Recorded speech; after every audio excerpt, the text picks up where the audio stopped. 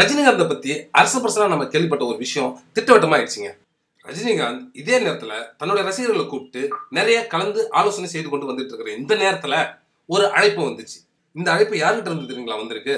திமுக செயல் தலைவர் மு.க.ஸ்டாலின் அவர்கள்ட்ட இருந்து இந்த அழைப்பு வந்திருக்கு.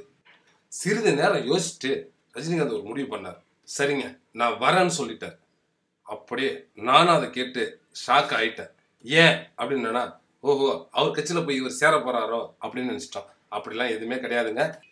ரஜினிகாந்த் ஒரு விஷயத்த தெளிவா சொல்லிட்டார். நான் மேடையில வந்து உட்கார மாட்டேன், மைக்க பிடிச்சி பேச மாட்டேன், நான் ஒரு பார்வையாளனா வரேன் அப்படின்னு சொல்லிட்டு பதில சொல்லியிருக்கிறாரு. அவங்களும் ஓகே சொல்லிட்டாங்க. அது என்ன விழான்னு தானே கேட்குறீங்க? முரசொலியின் பவள விழா. இந்த விழாவுக்கு வருகை தந்த ரஜினிகாந்த் அவர்களுக்கு செயல் தலைவர் மு.க.ஸ்டாலின் அவர்கள் மேடையில் அழைத்து அவருக்கு நினைவு பரிசு வழங்கினார்.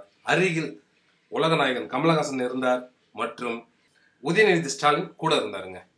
அதை தான் இப்போ நீங்க பாக்குறீங்க.